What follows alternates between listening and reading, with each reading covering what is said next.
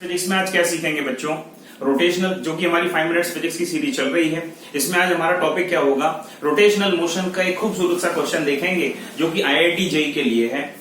So welcome my dear students, this is Saurabh Sharma from mechanism of physics Gwalior. ध्यान से समझिएगा इस क्वेश्चन को, कॉन्सेंट्रेट करिएगा। क्वेश्चन क्या है? क्वेश्चन बेसिकली रोटेशनल मोशन की एप्लीकेशन के ऊपर है। क्या है तो समझिएगा क्वेश्चन को।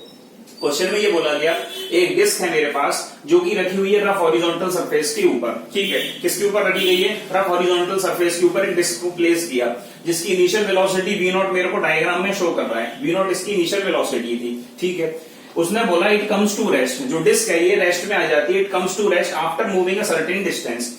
कुछ डिस्टेंस को ट्रेवल करने के बाद बेसिकली जो डिस्क है वो रेस्ट में आ जाती है। इसका मीनिंग क्या समझेंगे? जो फाइनल वेलोसिटी वो क्या हो जाएगी इसकी? 0। ठीक है भाई। और मोशन कैसा होगा? डी एक्सेलरेटेड मोशन। तो कैलकुलेट करना है मेरे को ratio v0 by r omega nought. अगर जो r है वो डिस्क का रेडियस है। r क्या है मेरे बेटे? डिस्क का रेडियस। अब इसमें मेरे को डेटा क्या दिया हुआ है? ये जो दी गई है ये डायग्राम किस चीज का है? ये है डिस्क। ठीक है, ये मेरे पास डिस्क का डायग्राम है। चलो अब क्या करें? अब मैं अगर एक चीज देखूं, ये रफ हॉरिजॉन्टल सरफेस है बेटे, तो सबसे पहले अगर ये मूव उधर कर रही है तो इसके ऊपर क्या लगेगा? Friction force. फ्रिक्शन किधर लगेगा? फ्रिक्शन फोर्स ये। और फ्रिक्शन क्या होता है मेरे बेटे? फ्रिक्शन होता है मेरे पास म्यू इंटू एन, और एन यानी नॉर्मल कॉन्टेक्ट फोर्स। तो नॉर्मल कॉन्टेक्ट फोर्स कितना है मेरे बेटे? नॉर्मल कॉन्टेक्ट फोर्स अगर इसका मास कैपिटल एम है, अगर फॉर एग्जाम्पल इसका मास, डिस्क का मास में एम मान लूं, तो कितना हो जाएगा? नॉर्मल कॉन्टेक्ट फोर्स क्या होगा? mg। तो क्या हो जाएगा मेरे पास? जो फ्रिक्शन फोर्स है वो कितना लगेगा इसमें? mg। और बेटे ये जो रेडियस है ये कितना है मेरे पास? r। तो हम क्या करें? इस पॉइंट के अबाउट में टॉर्क कैलकुलेट करें। तो टॉर्क क्या होता है मैं जानता हूं। टॉर्क की इक्वेशन क्या होती है मेरे बेटे? Tau equals to I alpha. Torque की इक्वेशन क्या होगी मेरे पास? Tau equals to I alpha. तो टॉर्क क्या होता है बेटे? Force into perpendicular distance. और फोर्स कौन सा लग रहा है? ये फ्रिक्शनल फोर्स, चूंकि रफ हॉरिजॉन्टल सरफेस है। तो फोर्स कितना लिख दूंगा मैं? म्यू mg और परपेंडिकुलर डिस्टेंस क्या होगी यहां से लेके यहां तक? ये रेडियस यानी r के बराबर रेडियस। ठीक है भाई। अब I, इसमें I का मीनिंग क्या है? I का मीनिंग है मूवमेंट ऑफ इनर्शिया।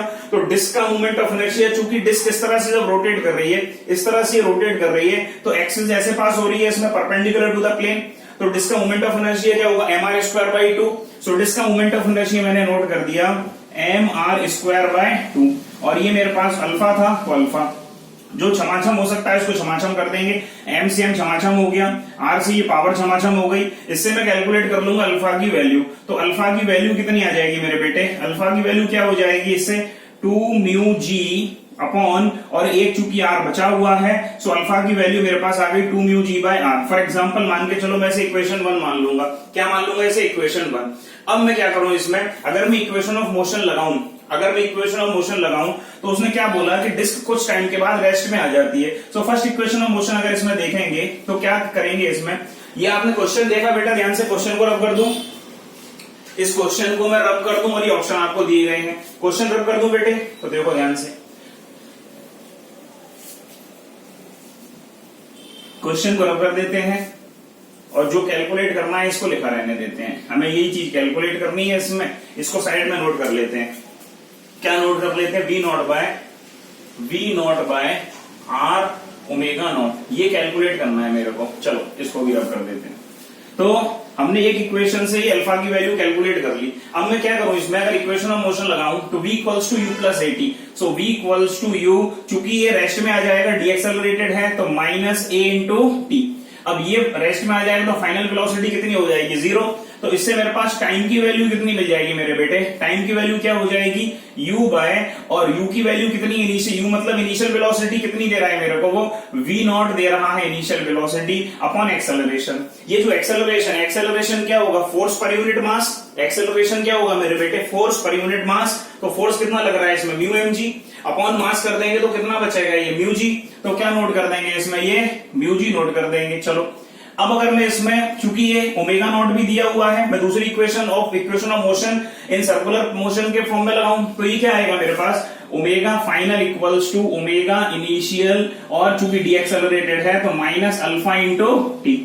चूंकि रेस्ट में आ जाएगा तो मेरे बेटे ये क्या हो जाएगा? 0। और ओमेगा इनिशियल की वैल्यू ओमेगा नॉट दे रहा है, तो इससे टी की वैल्यू में निकालूंगा तो कितनी आ जाएगी? ये आ जाएगी ओमेगा नॉट अपॉन, और ये अल्फा। अब मैं अल्फा की वैल्यू निकाल चुका हूं। अल्फा की वैल्यू कितनी है? 2 म्यू जी बाय आर। तो अल्फा की वैल्यू नोट कर दूंगा 2 म्यू जी, और ये आर इधर आ जाएगा। अब अगर मैं बहुत ध्यान से देखूं तो इस इक्वेशन और इस इक्वेशन को कंपेयर करूं, तो कंपेयर करूंगा तो क्या मिलेगा मेरे को? क्या मिलेगा मेरे को? जब मैं इक्वेशन कंपेयर करूंगा बेटे तो क्या आ जाएगा? ये v not by mu G, v not by mu G equals to omega naught into R on upon 2 mu G. ठीक है, म्यू जी से म्यू जी क्षमाक्षम हो गया। हमें निकालना क्या था? v not by R omega nought निकालना था। सो बेटे v not by R omega nought की वैल्यू कितनी? मैंने स्मॉल आर लिख दिया, बेसिकली वो कैपिटल आर है। v नॉट बाय और ओमेगा नॉट आर की वैल्यू कितनी मिली मेरे को? 1/2। So it's the required answer. क्या मिला मेरे को? v not by R omega nought का आंसर क्या मिला? 1/2। So it's the question for IIT JEE, and इसका जो आंसर है मेरे बेटे वो सी ऑप्शन हो जाएगा। Single choice correct option question था। सो इस क्वेश्चन में हमने ये देखा रोटेशनल मोशन की एप्लीकेशन। थैंक यू बच्चों, आगे की बातें अगले वीडियो में, साथ में बने रहिएगा। इसी तरह से 5 मिनट सीरीज में आपके अगले क्वेश्चन देखते जाएंगे। थैंक यू बच्चों।